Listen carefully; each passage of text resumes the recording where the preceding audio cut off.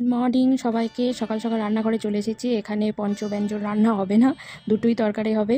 এখানেও আটাটা চালবো, তারপর রুটি হবে।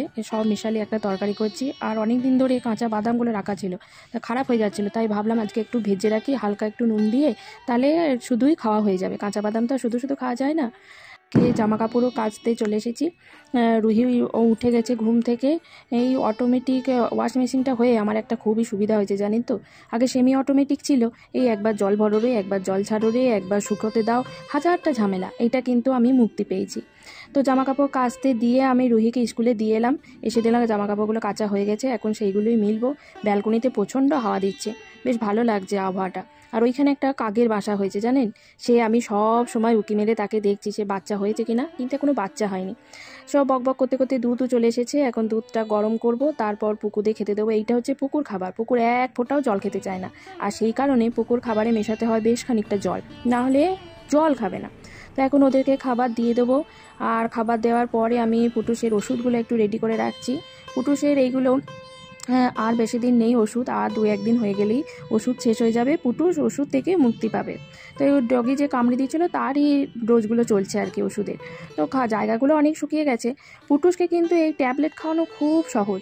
আপনি যত খুশি ট্যাবলেট খাওয়াতে চান খাওয়াতে পারবেন। কিন্তু এই যে সিরাপ খাওয়ানোর যে এত ঝুঁকি, কি বলবো। আমার যে একটা মাত্র সিরাপ দিয়েছে, সেইটা খাওয়াতে আমার এত অসুবিধা হয়। আমি প্রত্যেক ডাক্তারকে বলে দিই যে আমাকে ট্যাবলেট দেবেন, সিরাপ দেবেন না। যেমন কী ঝুঁকি। কাজকর্ম করতে করতে আমি রেডি হয়ে গেছি। এখন যাব হচ্ছে রুহিকে আনতে। এদিকে আকাশও প্রায় মেঘলা, মনে হয় একটু বৃষ্টি আসবে। তো যেমন ভাবনা তেমনই, যেমন হালকা বৃষ্টি হয়েছে, এখন অবশ্য রোদ উঠে গেছে। এই রোদ উঠছে, এই বৃষ্টি চলে আসছে, কোনো ঠিক ঠিকানা নাই। ওয়েদারটা যে কি করছে ও বোধহয় নিজেও জানে না, পুরো ভুলভুলিয়া ওয়েদার হয়ে গেছে আর কি।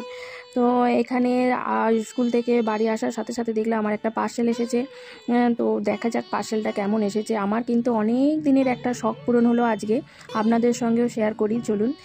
এটা কালী পুজোয় পরবো, জানি না পরবো কি না কালী পুজোতে, কিন্তু কিনেছি। এই যে এরকম 3 থাক না 4 থাক একটা কানের টানা, আমার কিন্তু খুব পছন্দের। আমি মনোমতো পাচ্ছিলাম না, এবারটা বেশ মনোমতো হয়েছে।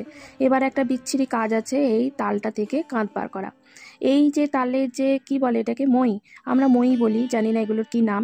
এই যে কাঁধ বার করার যে মই, এটা কিন্তু আমার খুব সুবিধা হয় জানেন তো। এর মধ্যে তালের একটা লোম বা চুল যাই বলুন না কেন একটাও যায় না, আর খুব তাড়াতাড়ি তালের কাঁধটা বার করা হয়ে যায়। এইটা আমাকে বাবা কিনে দিয়েছে ওখান থেকে, মানে বর্ধমান থেকে আমি কিনেছি। আমার এত সুবিধা হয় কি বলবো। ওই ঝুড়িতে অনেকে বার করে, কিন্তু সেটা অনেক সময় সাপেক্ষ, অনেক সময় লেগে যায়, তারপর নিচেতে বসে করতে হয়। তো আমার বার করা হয়ে গেছে। আজকে আমি বানাবো হচ্ছে রুহির জন্য অল্প একটা তাল ফুলুরি। তার জন্য মাড়িটা বার করে তার মধ্যে সুজি, চালগুড়ি, তারপর ময়দা টয়দা সব কিছুই আস্তে আস্তে দিয়ে দেবো। মায়ের কাছ থেকে আমি খুব পরিপাটি করে এই পিঠে করা, তারপর তাল ফুলুরি করা সব কিছু শিখে নিয়েছিলাম। সেই জন্য এখন মেয়েকে করে করে খাওয়াতে পারি, আর মেয়ের নাম করে আমারও কিছুটা খাওয়া হয় আর কি। আমারও এসব খেতে ভীষণ ভালো লাগে। আবার আমার মতো রুহি হয়েছে। রুহির বাবা আবার এসব একদম পছন্দ করে না, না বলুন পিঠে, না তাল ফুলুরি, শুধু ওই গোকুল পিঠেটা ও একটু পছন্দ করে। কিন্তু আমরা দুজনা খুব খেতে ভালোবাসি। তো আজকে রুহির জন্যই বানাবো হচ্ছে তাল ফুলুরি। তো দেখা যাক কেমন হচ্ছে তাল ফুলুরিগুলো, আপনাদের সঙ্গেও শেয়ার করব। এমনিতে তো বেশ টোপো টোপো হচ্ছে খেতে, এখন জানি না কেমন হবে। রুহির ভালো লাগলেই ভালো, আমার তো যেমন হোক হলেই হলো, কিন্তু রুহির ব্যাপারটাই আলাদা। তো যাই হোক, আজকের ভিডিওটা এইটুকুই। কিছু ভালো লাগলে লাইক শেয়ার করে দেবেন। খুব ভালো থাকবেন, টাটা।